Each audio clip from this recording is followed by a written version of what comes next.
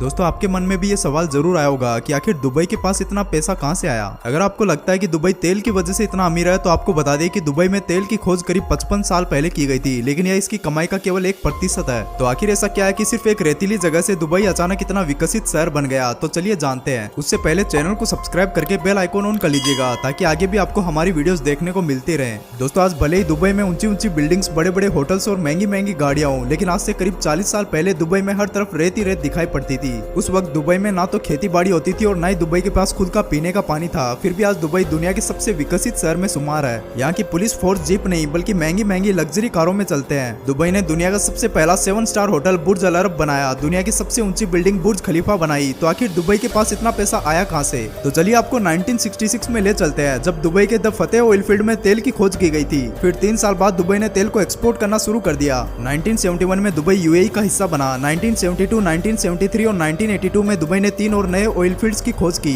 फिर 1999 में सरकारी company Emirates national oil company ने अपना पहला रिफाइनरी खोला। दुबई को इतना अमीर और कामयाब तेल ने नहीं बल्कि दुबई के रूलर मोहम्मद बिन राशिद अल मखतूम की दूरदर्शी सोच ने बनाया, क्योंकि ये जानते थे कि ये तेल के अकेले एक्सपोर्टर नहीं है और तेल आजीवन अर्थव्यवस्था को नहीं चला सकता। तेल ने दुबई को एक अच्छी शुरुआत जरूर दी, लेकिन सिर्फ 1% दुबई की जीडीपी तेल पर आधारित है। तो सोचने वाली बात है कि 99% किस पर आधारित है? तो ये real estate, aviation, trade, finance और सबसे अहम टूरिज्म शामिल है। दुबई के निर्माण में सबसे मुश्किल ये आई कि इसे रेतीली जमीन पर बनाया गया, जहाँ बिल्डिंग्स बनाना तकरीबन नामुमकिन था। पर दुबई के रूलर ने हार नहीं मानी। उन्होंने एक से बढ़कर एक आर्किटेक्ट्स को बुलाया। उनकी मदद से वे बिल्डिंग्स बनाने में तो कामयाब रहे, लेकिन ऊंची ऊंची बिल्डिंग्स के लिए बहुत सारा पानी चाहिए था और दुबई तो एकदम सूखा था। तो शेख को एक सवाल आया कि ईस्टर्न रेंज की पहाड़ों के बीच जो वैली है वो अपने आप कैसे बनी? तो एक्सपर्ट्स ने बताया कि लाखों साल पहले यहाँ पानी बहता होगा और पानी के बहाव से ही उनका निर्माण हुआ होगा। तो फिर शेख ने पूछा कि अगर पानी बहता होगा तो पानी कहाँ गया? एक्सपर्ट्स ने बताया कि हो सकता है कि पानी अभी भी जमीन के नीचे हो। ये सुनकर शेख ने तुरंत एक कमेटी बनाई और उन्हें जमीन के नीचे से पानी ढूंढने का जिम्मा सौंप दिया। खुदाई करने पर पता चला कि आज भी वहाँ कुछ किलोमीटर नीचे पानी मौजूद है। उन्होंने एडवांस टेक्नोलॉजी से उस पानी को बाहर निकाला। शेख को पता था कि उनके पास पैसा और पावर है। उनके कल्पना वाले दुबई को बनाने के लिए उन्हें बस तेज दिमाग वाले व्यक्तियों से काम कराना होगा।